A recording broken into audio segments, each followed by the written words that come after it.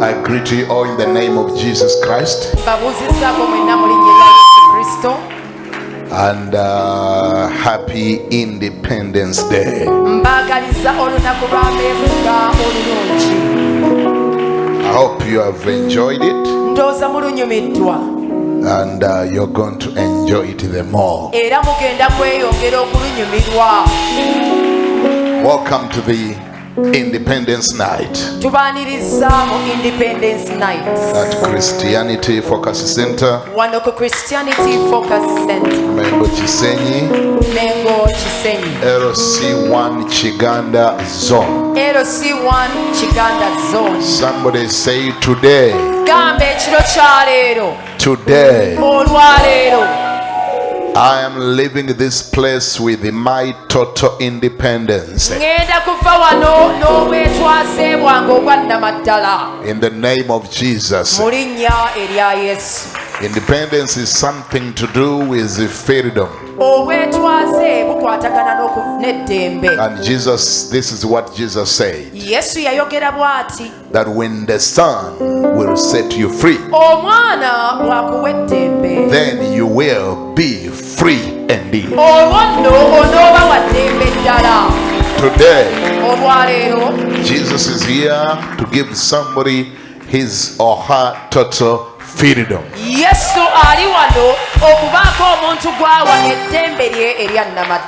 Glory be to God. Somebody say amen. Tell your neighbor thank you for coming. You will not go back the way you came. Tonight you are living with your miracle. The God who began on you shall finish you. The one who began a good work in you shall accomplish. Somebody shout amen. Because you got saved and got out of sin, like you got born again and you got out of your sin. Now today you shall be born again and also come out of your poverty and come out of your sorrow, come out of renting. Freedom. Can I hear somebody say amen? Today, even what was troubling you must let you go in Jesus' name. Even what had brought stress in your life, and yet you're born again, and yet you're a child of God, and the devil has a wiseacre of tormenting you. Now that is ending tonight in Jesus' name. Somebody say amen. This is what Pharaoh told the children of Israel after God choosing Moses. And he said, now go and tell Pharaoh to let my people go. And Pharaoh said, no, I will not let them go. They have spent many years being beneficial to me. They do all my great assignments. Everything I want to do, the Israelites do it. They work on my roads. They work in my farms. And they even mold the blocks we use. And they even dig out the sand. They do every job. And we don't pay them because they ask us slaves. And somebody said fire. Now Pharaoh doesn't let them go because they are his slaves. Those are his donkeys. They do the donkey work.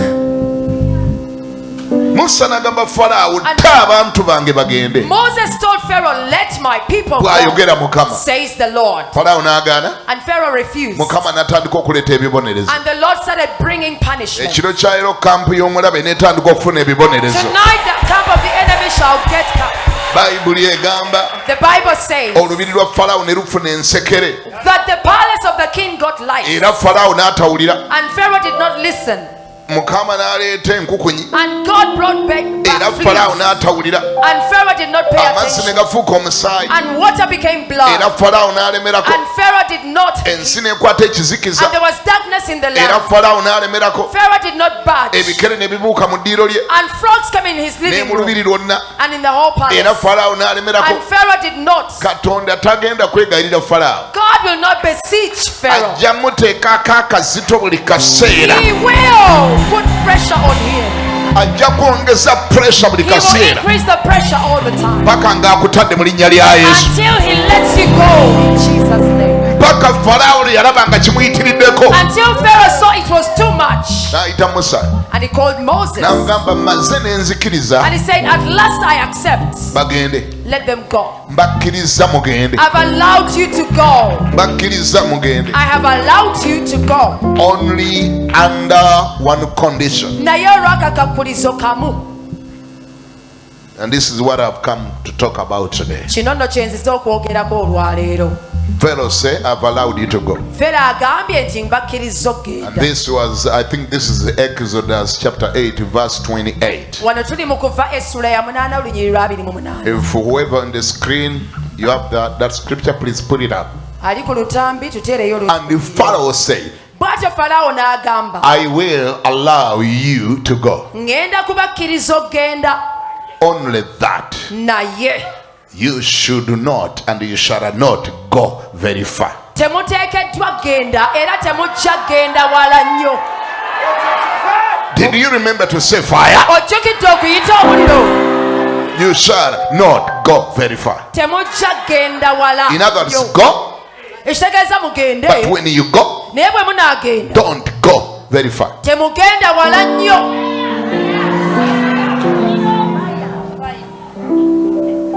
That is the type of independence the world gives. Ekyo kye kika ky'obwetwaze ensi bw'egaba. And I believe that is the type of independence the colonial master gave to Uganda. Awo nzikiriza nti kye kika ky'obwetwaze omufuzi kye yatuwa. Colonial master. Omufuzi w'amatwale. That's the type of independence that was given to Uganda. Bwe bwetwaze bwe yawa Uganda. Go, Mugende but don't go very far. naye temugenda wala nnyo. Bw'obanga amaaso go galaba bulungi ebigenda mu maaso, If your eyes are seeing clearly what is going on, osobola okutegeera nti ekyo kye baategeeza. then you can know that is what they meant. Mugende, Go, naye temulina ddembe lyonna kukola buli kye mwagala. but you are not at liberty to do everything that you Bwe want. muvaayo ne mugamba tetujja kulya bisiyaga, If you say we shall not be homosexual, bagamba temugeza. and they say do not even Eryetteeka mu try, lisuula eri. drop that bill. Tujja bba masente. We shall not give you money. Tujja bba gano ogende. We shall refuse to go to Tujja our bajjako countries. visa. We shall remove the visas. Kitegeeza tebatutanga. It means we are not liberated. Kitegeeza taata waabwe Falaawo It means their father kye Pharaoh, yakolera ddala nabo kye bakola. what he did is what they are Bali doing. ku ideology ya Falaawo. They are using the ideology of the Pharaoh. Mugende ne Go, temugenda wala. but don't go too far. Ekiro kya leero kya kujeemera Falaawo. Tonight is to go against the Pharaoh. Wangi? We are rebelling. Wangi? Ekiro kya leero kyaki? Tonight is rebellion night. Kujeemera Falaawo. We are rebelling against the Pharaoh. Why? Lwaki? It is important to understand Kikulu nnyo okumanya that Pharaoh was not doing them a favor to let them go. nti Falaawo yali tayamba bayambe okubata It okgenda. wasn't out of a good way. Yali takyekola mu bulungi. No, it's not because he was the one wanting them to go. Si lwakuba nti yali ayagala It is bagende. because God was ordering them to let them go. Naye lwakuba nti Katonda yali amulagira abate bagende. Therefore, N'olwekyo he is not the one to decide and determine how far they should go. si yasalawo era si yabasalirawo wala ki gye banaakoma. That is none of his business. Ebyo tebimukwatako. How far they should go is none of his business. Ewala gye balina okutuuka How tebimukwatako. far you are supposed to go is none of the devil's business. Ewala gy'olina okutuuka tebikwata ku Sitaani. Oh my goodness, can I hear somebody say amen? Mpulireko agamba amiina. Because Kubanga it looks like the same tricks, bulabika nga bwe bukodyo bwe the bumu. same trick Akakodyo ke kamu. which Pharaoh was presenting. It is the same one that this same devil, this Pharaoh, presented to many of God's children. It looks like he's using the same. Many people went, but they did not go far. I'll allow you to go. You see the scripture. So Pharaoh said, I will let you go, that you may sacrifice to the Lord your God in the wilderness. Go. And I believe many of them that were around who heard that, they said amen. But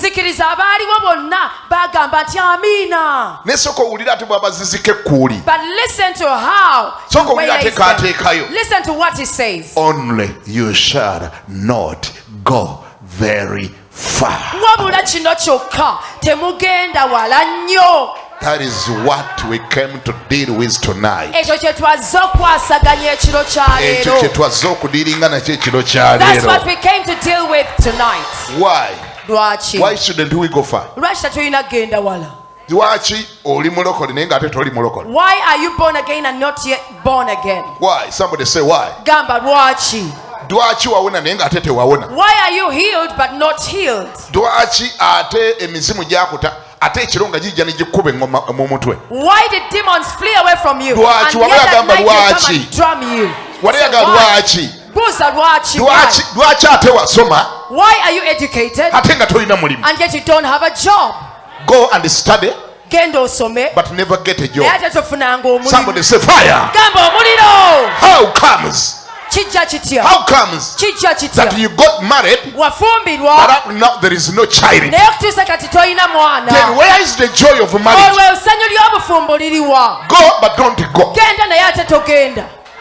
Go work but never get rich.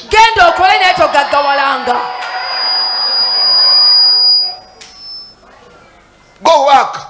You work, you wake up every morning to go to work, but it is as if you're not working. Because of what? This demonic Pharaoh. This spirit which is called a spirit of limitation. A spirit of limitation. A spirit that is busy to determine how far you should go. Go but don't go. You got a passport but you have never been anywhere. Go but don't go. Somebody say fire. Go but don't go. Somebody say no. Say it louder. No.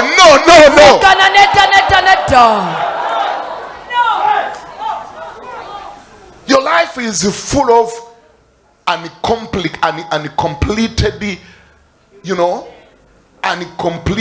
things. There's no completion on everything. You went to school and you never studied, you never finished that course. You graduated, up to now no degree, no work, no job. Somebody say fire. You told your family you went abroad, but it's as if you have never been anywhere. Wherever you went,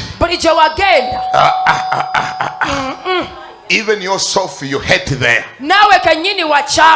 Why? The enemy said go, but when you reach there don't go far. You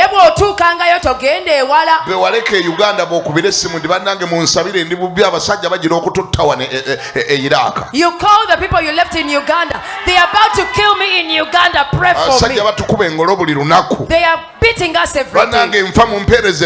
I am dying. Send me a ticket to come. I want to return. Why? There is a spirit that said go but never go far. Today is a day to go far. You have to go far. in everything and in every aspect of your life. Why? It is within God's will for you to go far.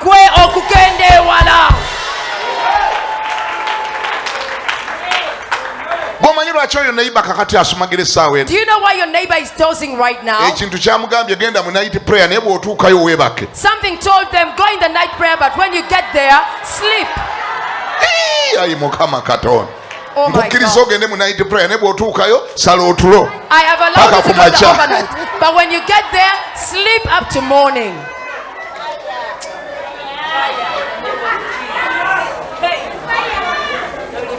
Get born again, but don't get born again. So don't you wonder why you take cigarettes while you're hiding? Don't you wonder why you hate people yet you are born again? Something said, get born again, but don't get born again completely. Fire! Get born again, but remain with your born again in cover. Now it has really played on you. Even in the overnight you have come, but even the one you're committing adultery with after here, you have come with them. In the overnight he's telling you, our time. This is my time. Fire! It is real. Get born again, but don't get born again too much. Do you know what my mother told me when I first got born again? Do you know what my mother told me? I know she's watching now. My mother was extremely very uncomfortable at my getting saved. And they thought I can just, throw in a towel so easy like that. And she really nagged me for some good time. And she realized I'm not giving up. First of all, she broke off from me. She refused to come to my house anymore. She spoke so rudely, and I resisted. I kept on going on. After 6 months, she was actually very uncomfortable for some reason. My getting born again made her uncomfortable because of some other things in the background. Okay? But after 6 months, she realized that she was losing her son. And she came up with a strategy. She came to me and said, "Hey, Kiganda. But Kiganda, Kakati, she was working in Nyendo market selling second-hand clothes. And she said, Kiganda, we have not just seen born again today. Even in Nyendo market where I work, my neighbor is also born again.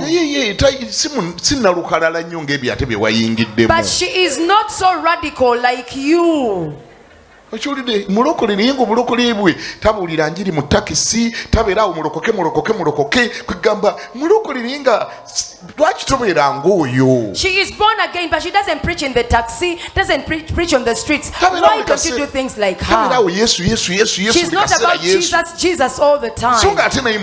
And yet she's also born again. Her salvation is silent. So if you have decided to get born again, get born again like her, that we remain with this relationship.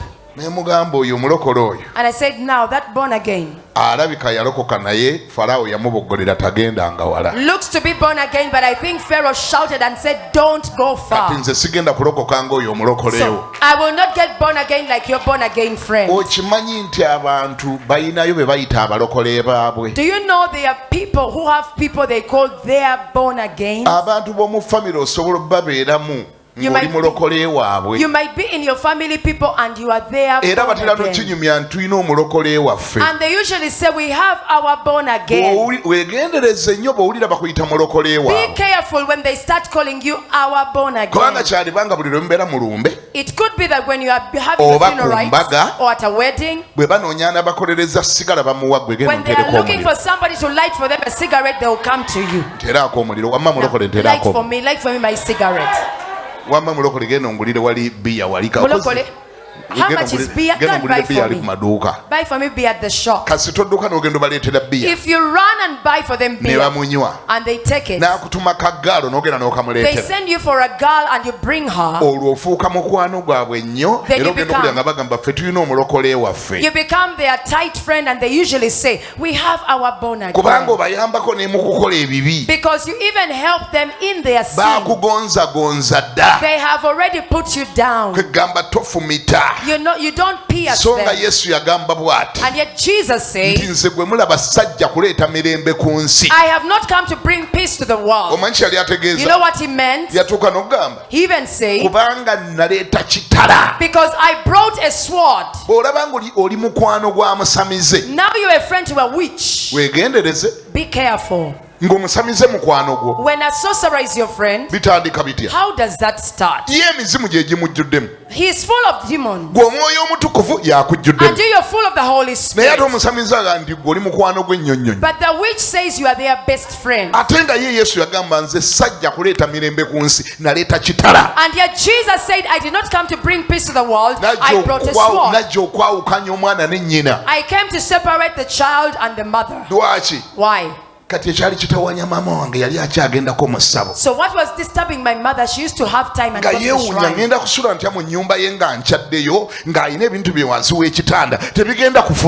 She would wonder how I would stay in her house when she has her charms under her bed. Won't they go bad?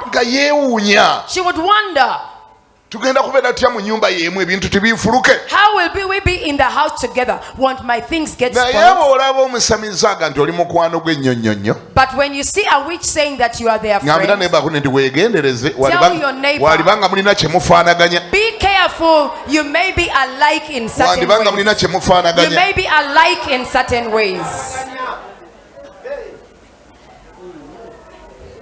Am I talking to you? Mama yanga nti ebintu biveemu bwoba tubivaamu lokoka ng'oli omulokole oyo omwangu ng'omulokole waffe kubanga ye tatukaluubirira nnyo waffe tatukaluubirira waffe. My mother told me, get out of this salvation or you'll be like our born again. She doesn't give us a hard time. That is better. They called you to be a hard problem to them. You are a thorn that is supposed to prick them all the time. They must feel it, and if they don't feel it, maybe you're not born again well. And when they begin to quarrel, know that there is something you have that is giving them a hard time. Tell your neighbor it is time to go far. It is time to go far. Why Pharaoh was proposing this? Why was he saying this? Go but don't go far. Why? It is a strategy. He's aware that when they don't go far and they just go in a short distance, then he can retrieve them anytime he wants.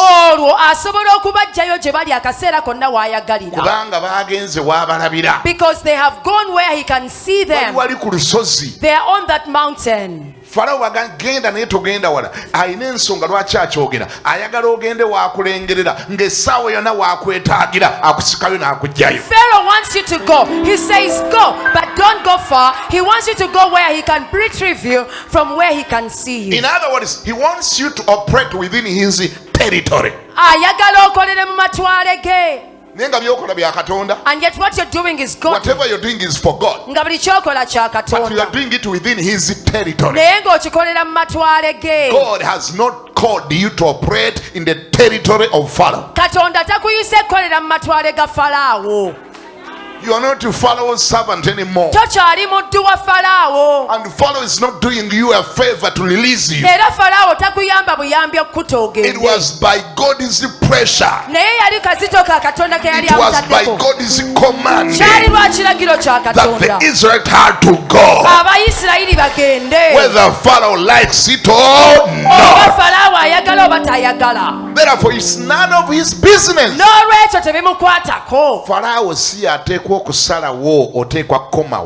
Pharaoh should not decide how far you should go. But do you know what's happening today? Do you know what's happening in many God's children's life? Many of them are victims of Pharaoh's strategy.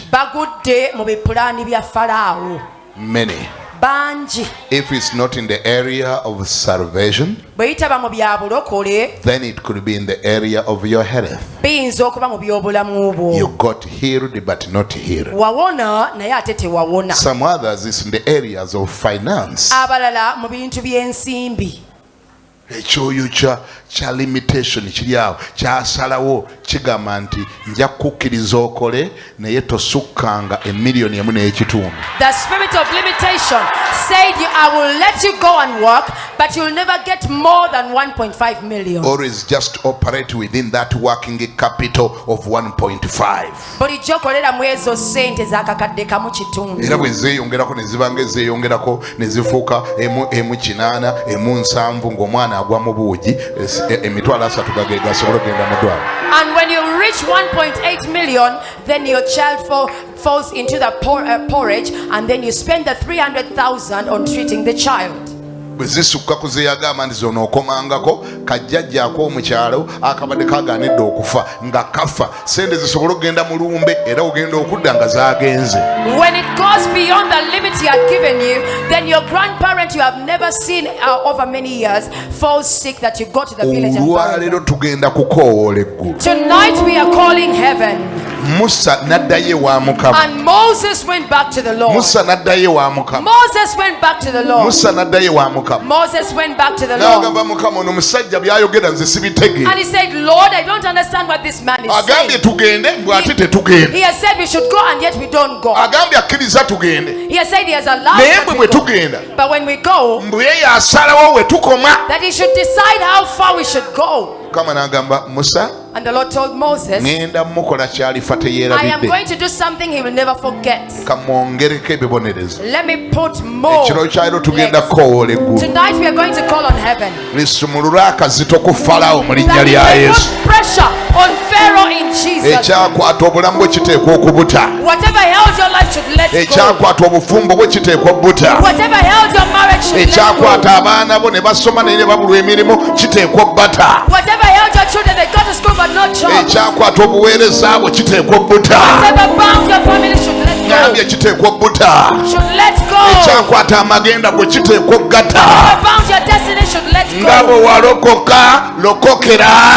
Like you got born again for real. Like Pharaoh let you go. Let him let you go for real. If he let your job go, let him let it go completely. If he let your children go, let him let them go completely. Tell 3 people, if you got born again, get born again.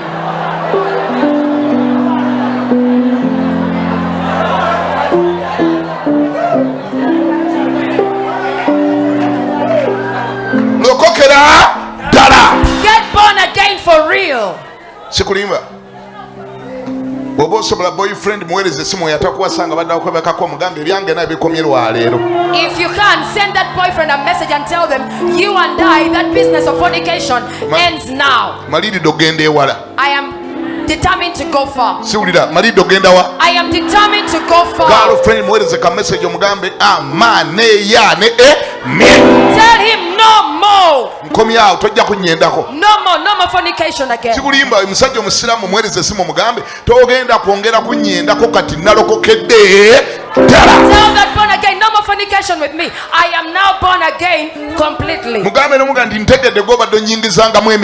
Tell him, now I know it is you who are putting demons in me.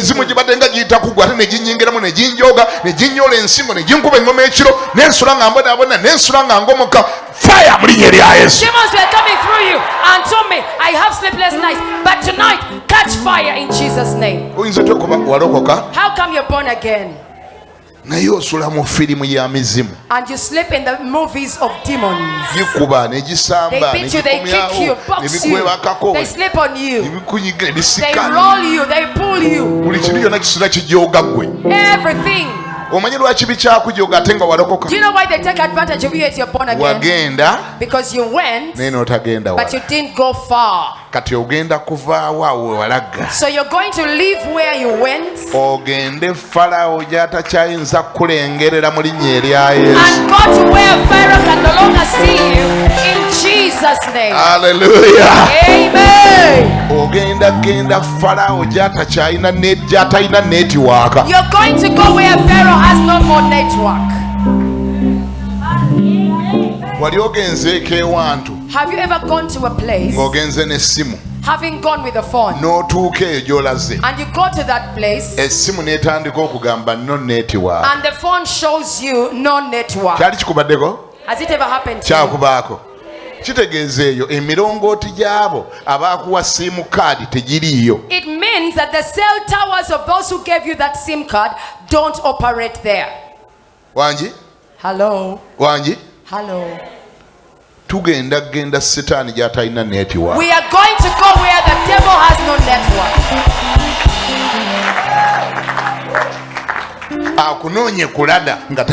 He will search for you on the radar but not see you anymore. Check your phone and I teach you something else. I'm going to teach you something. Check on your phone. There is one thing I'm sure it is on your screen. Look at your screen. Look at it. Look in one of the corners. This is what you're going to see. In your phone. Depending on who is your service provider, there is a word for that company. If it is MTN, that word MTN is somewhere on the screen. If the SIM card is of Airtel, the word Airtel is within there. You didn't just write it there. They are the ones who broadcast it on your screen. Why? Because in your phone you have their SIM card. The Luganda word for SIM card is called Irizi. You have their talisman, their SIM card. They created their Irizi, which is a SIM card, so that it can send you a network wherever you are. They are able to see you. They actually, right now, they can even tell where you are.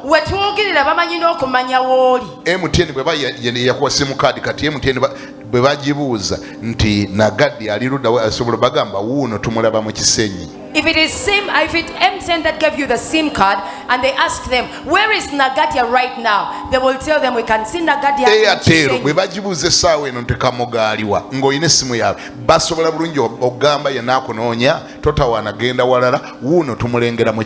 If you have a SIM card from Airtel and they ask them, where is Kamoga? They tell them, don't search anywhere else. We can see him in Chisenyi right now.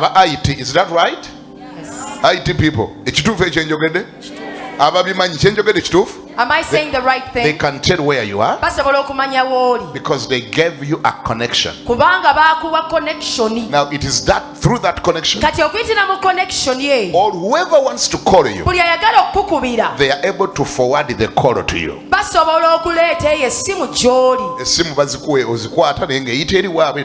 It goes through them and it comes to you. Is that true? Please, I want to know that you are following. I'm teaching something here. Okay? Now, if you don't want them to know where you are. You may not even need to bring a hammer and crash and smash that phone.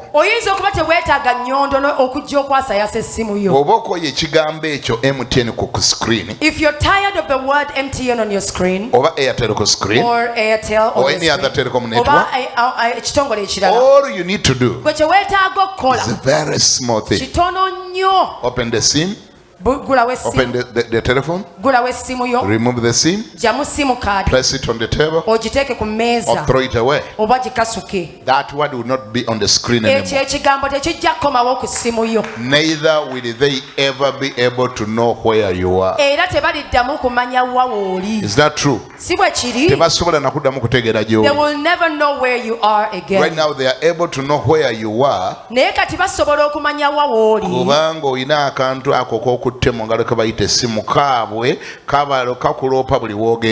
Because you have a SIM card that shows them wherever you are. Now what I'm going to say is scary, but don't be too scared. Many of us, as we were growing, you don't know why you got involved in the things that you got involved in. But the devil knew what he was doing. Do you know Do you know why? Do you know why you used to go to the shrine and all the time they would cut you, and those cuttings they would put some things in you and rub? They would cut on your behind and rub. They would cut you here and rub. They would make cuttings and rub. Others have cuttings in their forehead. The whole behind has cuttings because they are inserting SIM cards. A SIM card is being inserted. Some got many SIM cards.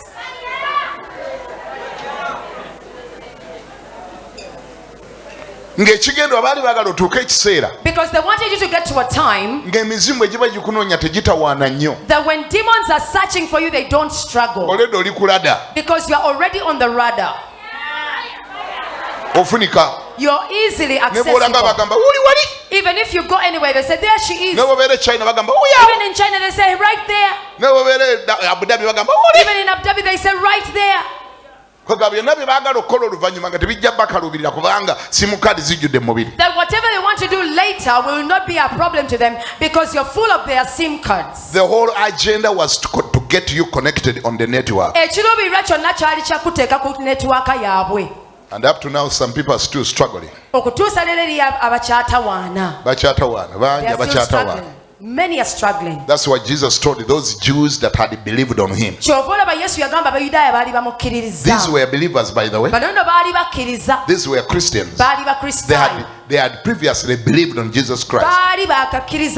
Jesus looked at them and said, let me tell you, if you can only continue in my word,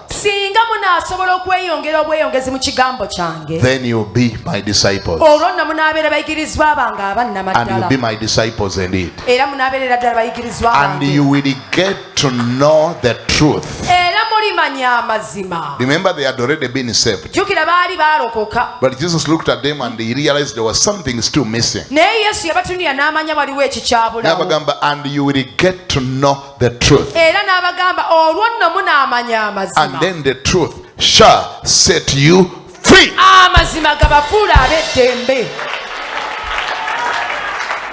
If you are here and you are born again, but demons are still giving you a hard time, I'll give you a secret on how to get total deliverance. Jesus said, if you continue in my word, what my word will do will come into you. Let me tell you what the technology people do. About technology, the people of technology, if somebody steals your phone and they take it away, If you want it, you don't need to look for them to return your SIM card. Do you look for them to return your SIM card? They go into their computers and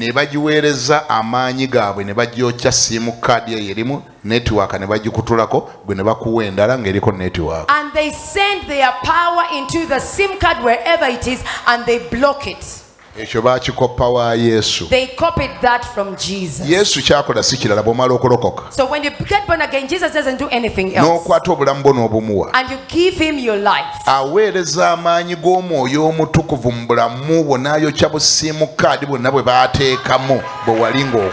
He sends his Holy Spirit, his power, to burn every SIM card that was inserted. And he said, Jesus, send me your power. I need it. He sends his power called the Holy Spirit. It enters your life. And he burns every SIM card that the witches put in you the day they cut you. Jesus, I need it.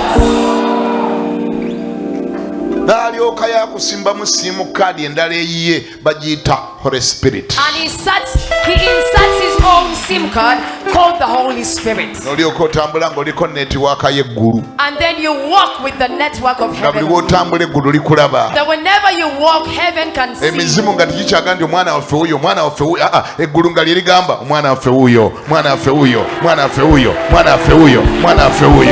Demons can no longer say, there is our child. But heaven is saying, there is our child, there is our child. So now you who is saying, they were still tormenting me, and yet I'm born again. Tonight the Holy Spirit is going to send his power and burn every SIM card that he put in your life, that was putting the network of the devil in your life. And the devil was depending on that to bewitch you wherever you go. The hair they cut and hid, and took wherever they took that you don't know. The nails they cut and took, and they were depending on that to monitor you. The Holy Spirit is sending his power. Burn all their networks. Holy Spirit, send the power. Send the power in my life. It shall never happen to me. Burn everything that is not supposed to be. Burn every network that was following me. In the name of Jesus.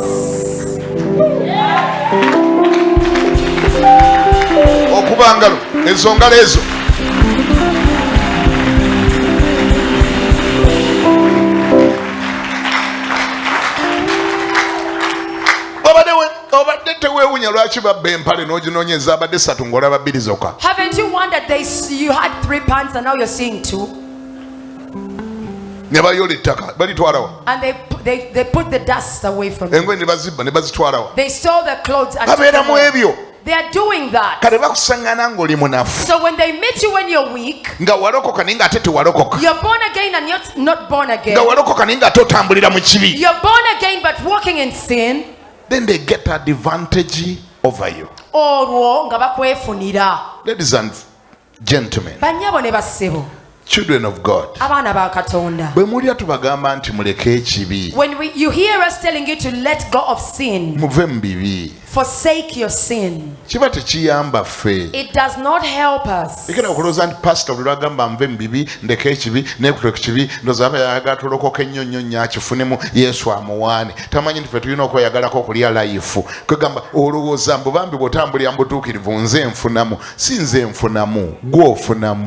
Don't think that every time we tell you to let go of your sin, we benefit. No. When you follow Jesus and let go of your sin, it is you who benefits. Abambikola no gamba mugamba kanchikole kine ba pastor taanyige ne kanchikole yo gusemba ne kanchikole ngatandaba kangene ne kweke jata ne kati baba anawulira oba pastor wanawulira ndafuna olubuto bati chimukutula omutima.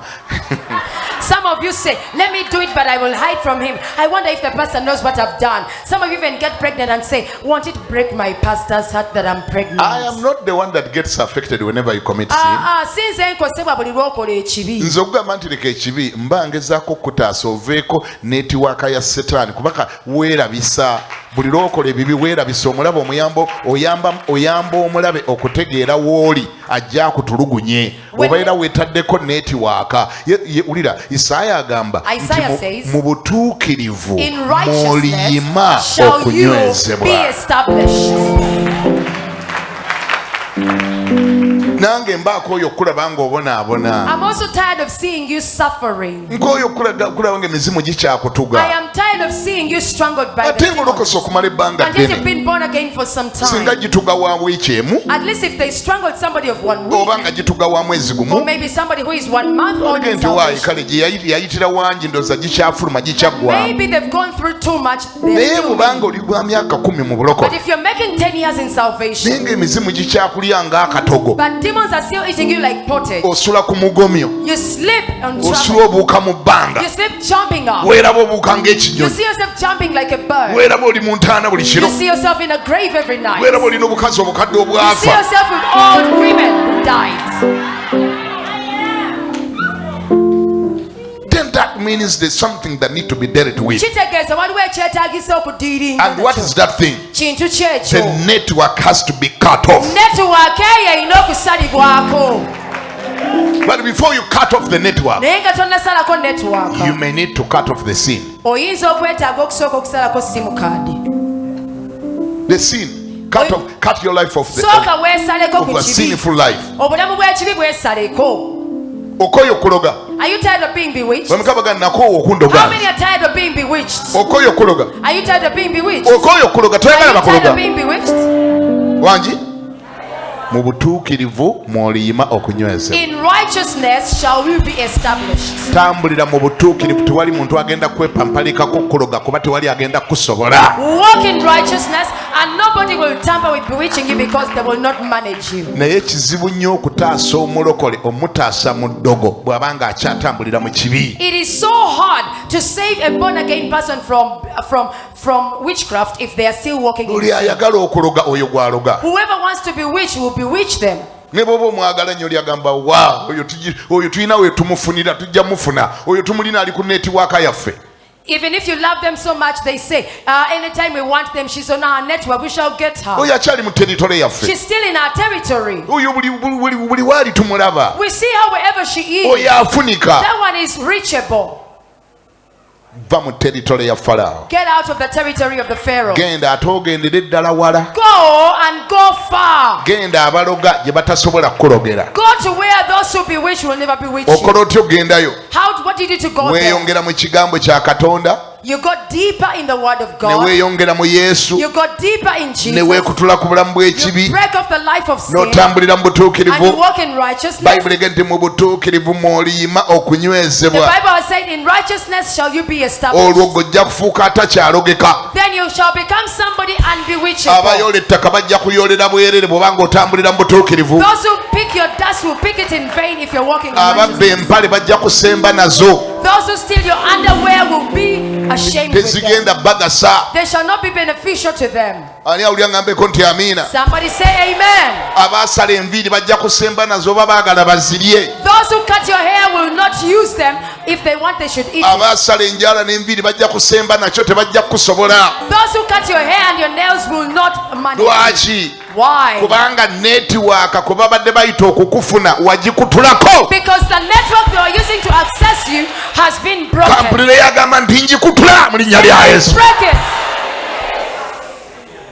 Police egamba The police says, the Uganda police says, it says, help us, help the police and the police will help you. And I'm here to tell you, heaven has said, do you want the heavens to help you? Help heaven and heaven will help you.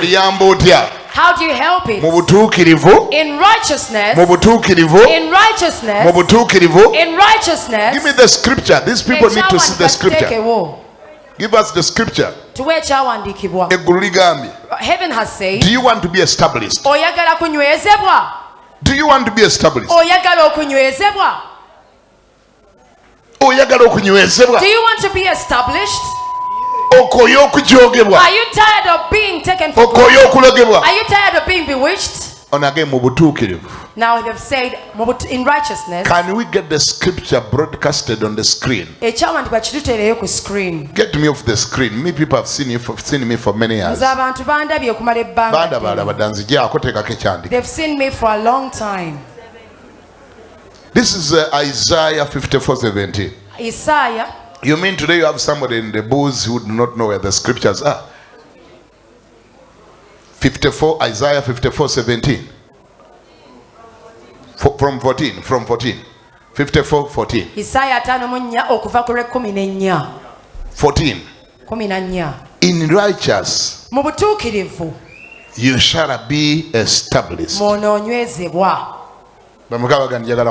How many are saying I want to be established? Do you want to be established? Being established means they can no longer manage you. Unshakable.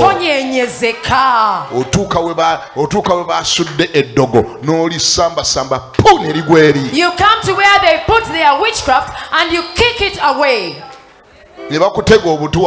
And they give you poison, you take it. They wait for you to die, but you're not dying. You're being established. And the viper bites you like it beats Paul. Those around said he will fall and die. Until they're saying now he's not dying. And you see maybe a marine spirit. Others have bitten and not die. Why isn't he dying? Somebody say amen. You're being established. Not that everything that happens comes your way. People have bulletproof. It means they are shot at and fired at, but they don't die. People have fireproof. It means that fire burns that thing, but it is not consumed. Ladies and gentlemen, I have good news. Even heaven has witchcraft proof. Amen. The witches spend the night bewitching them, they can't manage. That is what I wish upon you in Jesus' name. They say we are going to visit them and say, stop bewitching me, please. Please stop bewitching me, neighbor. Why are you bewitching me every day? Who will beseech the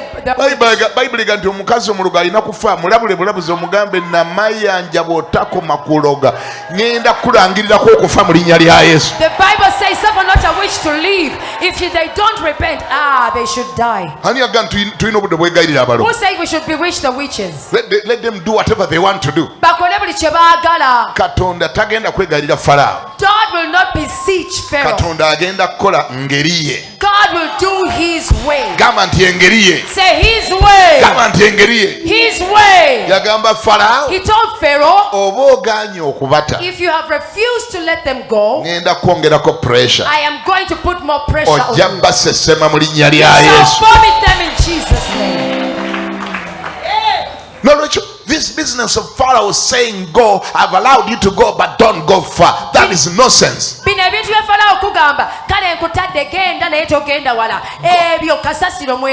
but don't go far. Get born again, but never be married. How? Since when? Get married, but never conceive? Kale yafumbirwa naye tofunanga olubuto. Since when? Kuva ddi? Somebody say fire. Gamba omuliro. Ezo strategies za Pharaoh. Those are Pharaoh's strategies. Kubanga ye, because him, akimanyi nti bwakuma nga togenze wala, he knows if he keeps you without going far, osigala oli wuwe. You remain his. Ati buli kaseera obeera mu kukaaba. Because all the time you're crying. Buli kaseera obeera mu kwejjusa lwaki walokoka. All the time you're regretting why you got born again. Abamisiri ne bakulaba ne bakusaasira. And the Egyptians look at you and pity you. Batukogga ne banne mulokole obulokole nga bukubonyaabonyeza nnyo. And they say but salvation is becoming a burden and you're suffering. Kale ate buli wali tonnalokoka ng'olina omusajja wo musiraamu ate oba byali birungirungiko. Before you became born again, at least you had a Muslim man. Maybe you were better oba off. omuyita akomewo. Maybe call him to come back. Simanyi owulira olugezigezi lwa Fala. They are lugezigezi. Kati naawe ekyokola. So what you do? Olwokuba omusiraamu yakulekera obwana bubiri. Because the Muslim man left you with 2 children. Ate wali omugambye toddanga wano nze nalokoka. And you had told him I'm born again, never come back. Ate kati landlord abanja. And now the landlord is demanding his money. Obwana bukaaba. And the children are crying. Ate ne school fees tewali. And there's no school fees. Ng'okwata essimu. So you get your phone. Ogane bumba kali ono. And he said but Abu Baker. Kamubipingeko kali bubipi. Let me just beep him. Kale nikikuzaalamu bwana nikibukulekera kati. Okay, he just has children with you and dumps you. Yako. Nganayaga And he says, oh. Mulokole no tabipinze. Is it mulokole beeping? Mulokole abipinze. Mulokole has beeped me. Oluvannyuma lw'omwaka gumu. After 1 year. Bukyalokoka omulokole abipinze. When she's born again, now she's beeping. Kati nga yakubira ddala. So he calls. Hello? I said, hello. Ndabyeko missed call. I've seen your missed call. You know. You know. Aba ng'oludde okumbuuza eby'abaana. Now you have taken long without asking for the children. Emboozi tetandise. So now you begin a conversation. The children are always here. Now you left them. I don't have money for food. They don't have meal. Now the one is in nursery. And now the school is demanding money. He says, Kale. Now, why don't you pass by the garage in the evening? Now pass by the garage and we see. You see how you go to the garage? Because you know he's going to give you some money. And now when you get there, he does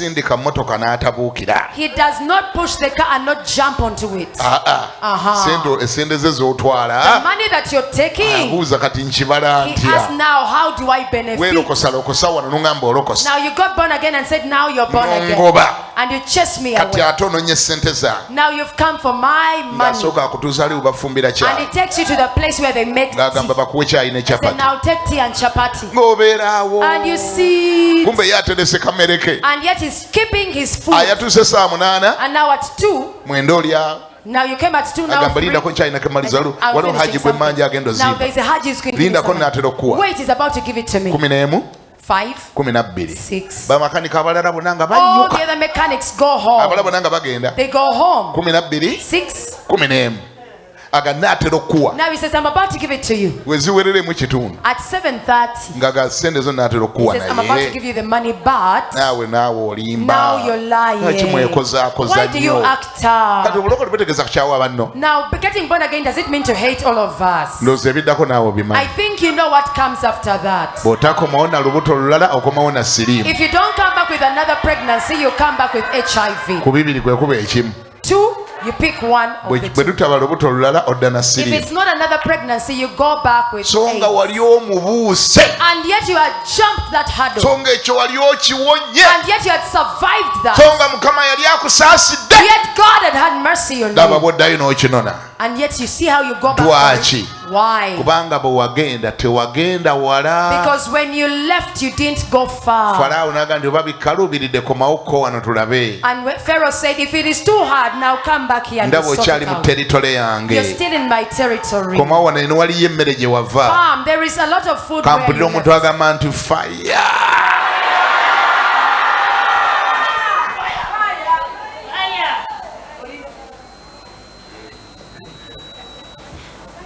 lwaki Faraawo aleeta embeera ezo? Why does Pharaoh bring that situation? Ayagala wabeerewo abakusekerera. He wants people to start laughing at you. Bakuŋŋoole. That they will challenge you. Bakumookinge. That they will mock you. Bakutamya obulokole. That they will make you hate salvation. Ate nabo nga buli ne bakulaba. And yet when they see you, bagamba ffe tujja kulokoka. They will say, no, we shall not get born again. Bwe kiba nga Nalumansi bwe kyalokoka. If when Nalumansi get born again, afaanana bw'ati. She looks like this. No. Nze sikyabirokoseeyo. I will not get born again. Abo nga bagaana okulokoka. And they refuse to get born again. Ate naawe. And you, embeera bwe kuteeka ku kisenge, when the situation brings you to a wall, ng'ogendayo batottolera akawonvu n'akagga buli kyonna ky'oyitamu, and you go and tell them every detail about it, nga n'obasaba obasabiriza, you even beg from them, nga bagamba naye bannange kati obulokole bukuyambi and they say, now how does salvation help kati you? bukyolokoka bikuyambi bitya? Now from the time you get born again, what is the advantage? kyobola nze ebintu byammwe byonna bigaano That's biyingiramu why nze, I refuse to come to your things. naye gwe wabiyingiramu ndozi olaba ky'oliko. I think you came to those things and now you see what is happening. Kati lwaki tobivaamu? Why don't you leave?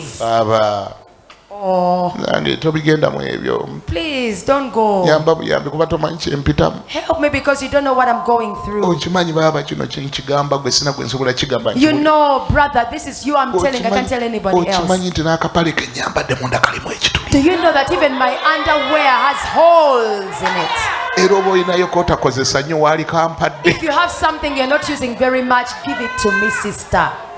Olinga gane kati obikolamu ki eby'obulokole? And they ask you, now what are you doing in this salvation? Ekyo ky'owulira abuuza. What you hear them asking, Faraawo kye yagenderera bakikubuuze mu kuteekamu eyo embeera bo baleme kulokoka naawe ogende ku kisenge bakusuuza obulokole. That is what Pharaoh intended for them to ask you after he had put you in that situation, that they may not get born again after looking at you in that situation. Kyova olaba nze nvumirira obwavu ne sekuvumirira yenna. That's why I speak against and I curse poverty with Era all omwoyo gw'obwavu ngukutula ne ngwokya omuliro mu linnya erya Yesu. And I break poverty and I burn it in the name of Jesus. Obwavu tebukwatagana na bulokole. Poverty and salvation do not move together. Obwavu tebusula mu kitanda kimu na bulokole. Poverty and salvation and Jesus cannot sleep together. Obwavu bulina obusobozi obulemesa omuntu obulokole. Poverty has the ability to hinder somebody from salvation. Abantu bangi abakola ebibi nga tebaali bikoze naye nga babikola lwa bwavu. Many people are sinning not because they want but because of poverty. Baana ba Mukama munnegatteko buli asobola tugobe obwavu mu linnya erya Yesu. Children of God, join me and we chase poverty. Obwavu n'obulokole tebikwatagana. Poverty and Jesus cannot move together. Ngambye obwavu n'obulokole Poverty and salvation tebikwatagana. have nothing in common. Tebisula mu kitanda kimu. They don't sleep in the same bed. Obwavu tebusupportinga bulokole. Poverty does not support salvation. Era bw'olaba Setaani akuleetedde obwavu, When you see devil bringing you poverty, tokizannyirako. never joke with it. Tomala gakiyitako. Don't just go past Tomala that. gagamba mbu kasita nalokoka. Don't just say, you know, I'm born Sente again. ze sirina naye kasita I nalokoka. don't have money, but anyway, I'm born again. Obulokole Setaani ajja bukusuuza. The devil will make you lose salvation. Obwavu kyakulwanyisa kya Setaani ekirwanyisa omuntu ne kimusuuza Yesu. Poverty is a weapon of the devil that fights somebody and makes them dump Jesus. Gw'omanyi abantu bameka abagudde ne bava ku Yesu lwa bwavu. Do you know how many people have fallen away from Jesus? Mwe and dumped him? ababuwaanawaana. You who are praising it. Mwe ababuweewa okusula. You are giving it a bed. Mwe abatalina kye mukozeewo okulabika nga mbwegobako. You have done nothing to chase away poverty from Mwe abali yourselves. comfortable so much mu bwavu. You are so comfortable in poverty. Mwe abazanyisa obulamu. You are joking with this Mwe life. abataagala kukola. You don't want to Mwe work. abasula nga mutudde. You sleep seated. Mwe abayimba obuyimbi. You only sing. Obulokole bwe buli at stake. Your salvation is at stake. Obulokole buli mu kabenji. Salvation is at stake. Nga bw'olaba amata, nga bw'olaba omunnyo bwe gutta amata. Like you see how salt makes milk go Ate bad. teweetaaga na mungi nnyo. You even don't need a lot. Weetaaga bwe tuti. Just a pinch. N'osula mu pipa And y'amata. you drop it in a drum of N'ekutukakutuka. milk. And it all becomes bad. N'obwavu bwe butyo. That's how poverty. Teweetaaga bwavu bungi You nnyo. don't need a lot of poverty. Okwata obwavu butonotono. When you get a little poverty N'obusuula mu bulokole. and dump it in salvation, Obulokole ne bukona. salvation becomes Obulokole ne busiraana. stunted. Salvation becomes a curse. Obulokole ne buggwa mu muntu. Salvation comes out of Taddamu you. kwogeza maanyi. They no longer speak in power. Ebitaali mujoze ne And bimujooganga. whatever wouldn't have taken advantage takes advantage. N'atandika okwegaana obulokole. And they start denying N'atandika salvation. okukola ebibi. And they start committing Ne sin. yeesitaza abamulaba. And they make others stumble. There is nothing they can do. Poverty kills dreams. It kills vision. Whatever you thought to do doesn't happen. You cannot serve God. Your children cannot go to school. When children are not educated, how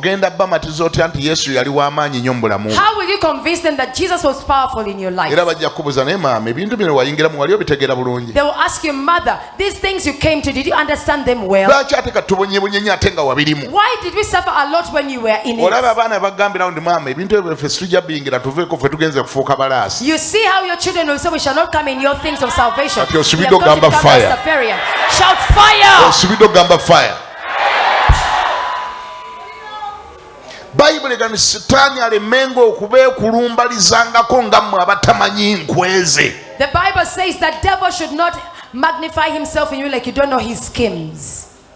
Enkweze ze ziriwa. What are his schemes? Bwe buno obukodyo bwe nakakugamba bwena bwakozesa bwayitamu okunafuya abantu, okunafuya ekkanisa, okunafuya amaka, okunafuya abalokole, okunafuya eddoboozi lyo, eddoboozi ng'olirina nenga ne mu family tosobola kwogera dde ekigambo n'ekimu nti bannange mwalirokose. Those are the schemes he uses. These small things I've been telling you about that you cannot even raise your voice and yet you have it and tell your family. People get born again. Kati sitani bw'amala okuteeka mu bwavu. Now when the devil puts you in poverty. N'asucceedinga mu kwavuwaza. And he succeeds in making you poor.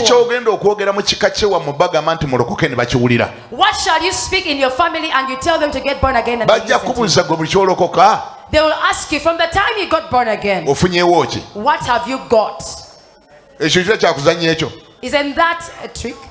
Nolekyo ako kaba kakodyo ka Setaani akujjeko eddoboozi nga tolina n'amaanyi yadde agogera mu kika kyewamu. So that is a trick of the devil, that he takes away your voice, that you don't have the ability to speak in your clan. Ofuka yasiraana. And you become a curse. Bakulabe ng'ekisekererwa. They see you as a laughing stock. Nga buli lwe bakula bagamba wagwe eddalu. When they see you, they call you crazy. Mukimanyi nti omuntu omwavu bw'abuulira enjiri. Do you know when a poor person preaches the gospel, abantu batuka ekiseera ne balaba nga mulalu. People reach a time and they see them as mad. Obadde okimanyi? Did you know that? Ogenda okwa mu kika kyo ng'oyogera bannange era Yesu alokola era awonya era nammwe bwe munamukkiriza ajja balokola omanyi yafera ku musaalaba eggologoosa bwe yamala n'azuukira omuntu omu ngadde eri emabega ng'agamba bano abakutunuulidde ng'abagamba.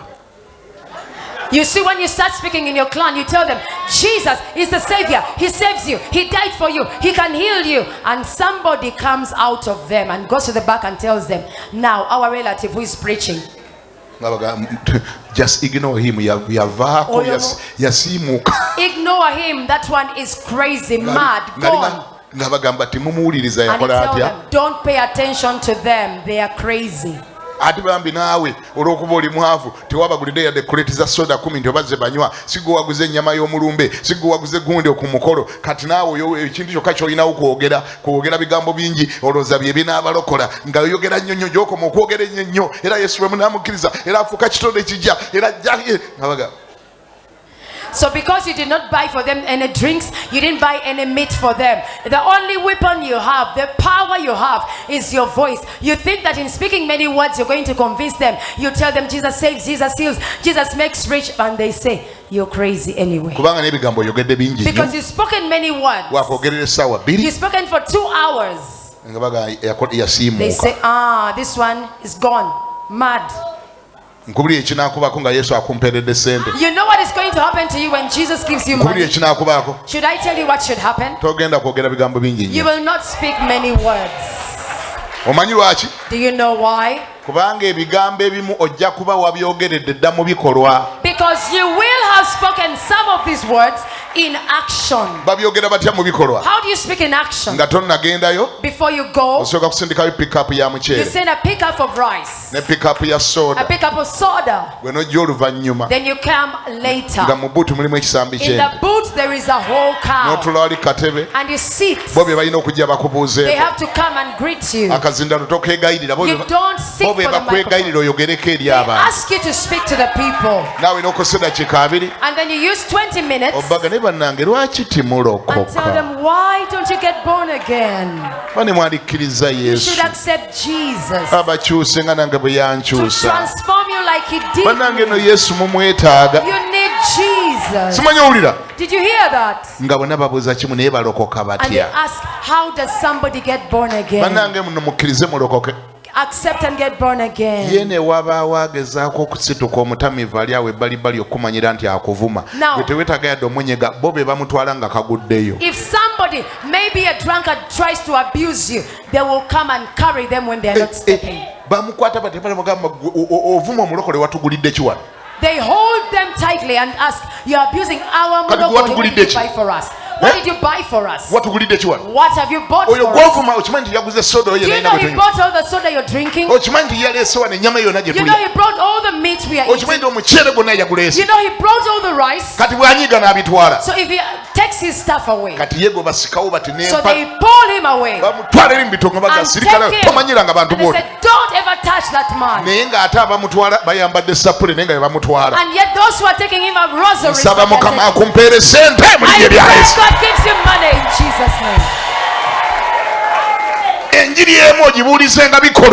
you preach the gospel in action. Will you only use words and they get born again? Even in your community where you stay, that's what you do. May God give you the ability and you preach with your actions. Not all the gospel is by words. Jesus did not preach all gospel in words.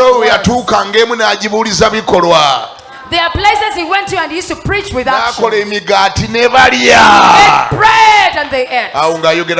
He was speaking less. And every crusade they would look for him. And he said, guys, why are you looking for me? I said, Master. They said, today we're going to Luweero. Now we are here. So today what are you going to do? And he laughs and says, the truth is, you're not looking for me because you love me so much. You're not looking for me because you love what I preach. But because I gave you bread in the other village. And what's wrong with that? They still come. They still kept on coming. I pray that the God will give you the ability not to lift bags of maize. May God give you power. Not power to carry sand.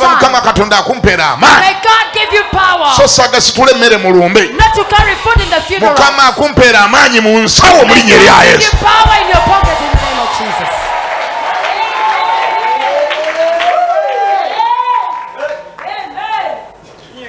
When God gives you money, we shall even reduce on your things you've been praying for. Your prayer request list will reduce. Now it is long because it has some items that are not supposed to be there. Your prayer request is long because it has certain things that are not supposed to be there. There is school fees. That demon is beat by money. There is rent. We must spend 30 minutes praying for rent. 25 minutes paying for school fees.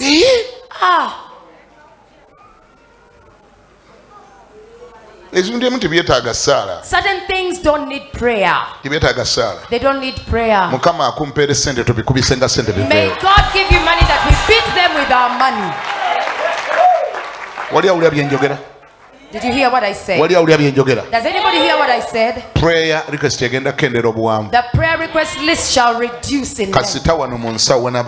As long as there is money in your pocket, we shall begin praying for other things. Stand. Stand. It is now a time to go far. Are you ready to go far? Are you ready to go far? You were called to go far.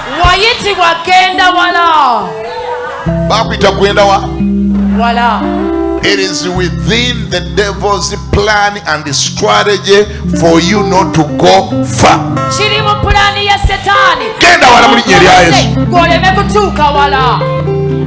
It's within the devil's strategy to keep you around,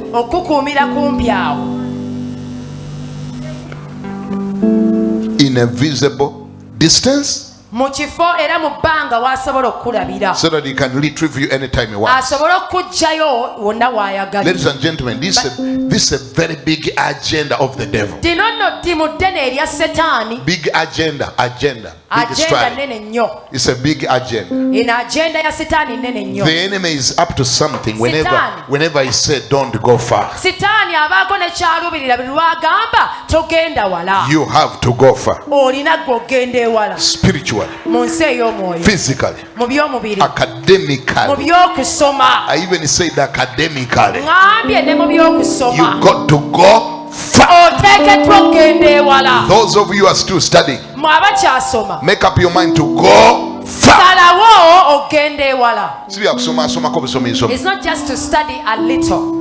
They then ask you, what did you study? You know, we studied, but I didn't understand well. And yet we graduated. So what did you study? You study, you know, they explained, but I don't understand very well. And yet you graduated, and yet you don't understand what you studied.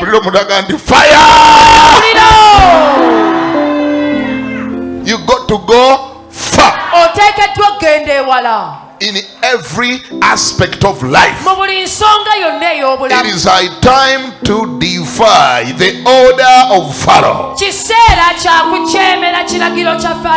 Ngambi akadde ke tulimu ka kujemera Pharaoh kumuga ndi oba oyagala oba toyagala ngenda wala. It is time to defy Pharaoh and tell him whether you want it or not, I am going far. This business of doing things ng'okozeeko bikolekole buli kyokola tekyagwa ennyumba n'ogizimba teriko plaster. These things of doing things halfway, you build a house but you don't plaster it. Enviiri bwe wazikola zaasiiriira. When you did your hair, it got burnt. Buli kyokola kyangerigeri. Everything is confused. Ebintu byokola birina bimidiokinga. Everything you do is mediocre. Somebody say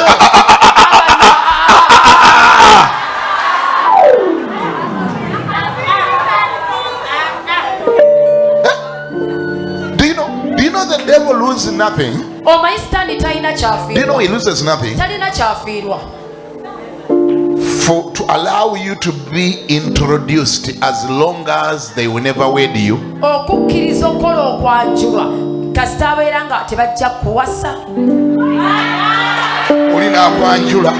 They introduce you.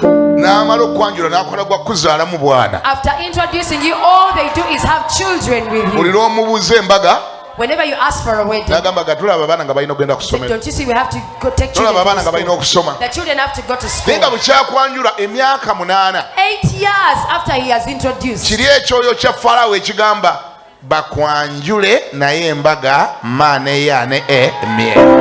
spirit of Pharaoh that says, get the introduction, but the wedding, never ever get it.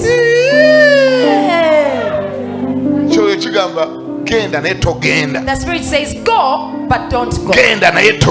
Go, but don't go.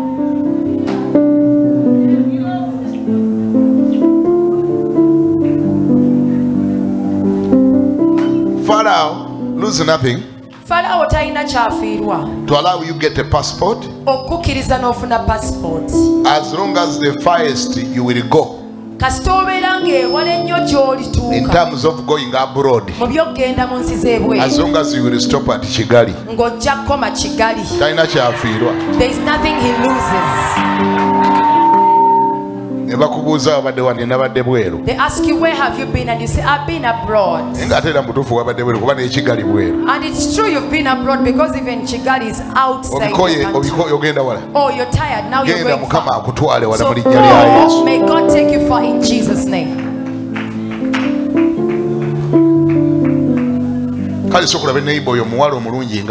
Now look at that neighbor of yours, a very beautiful girl. Look at her. Ask her, who is your husband?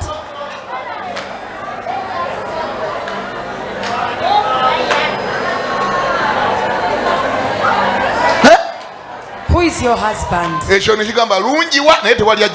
spirit says, be beautiful, but no one will ever.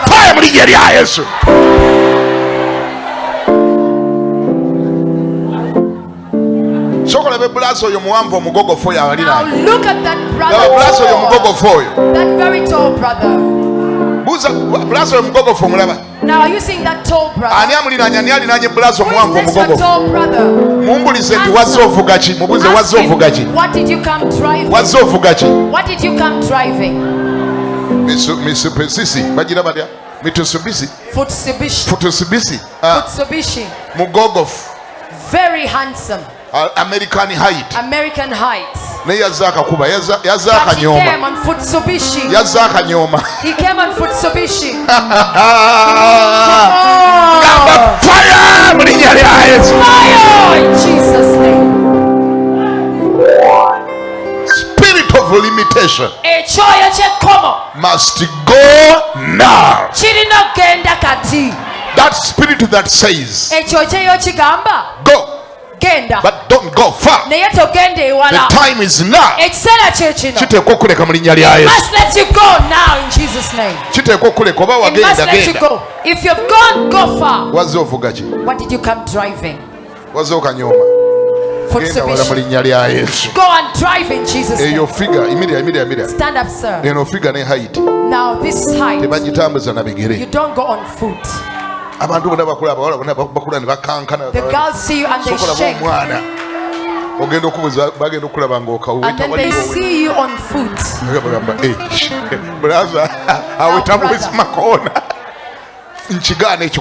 I refuse to go far in Jesus' name. Lift up your hands in the air.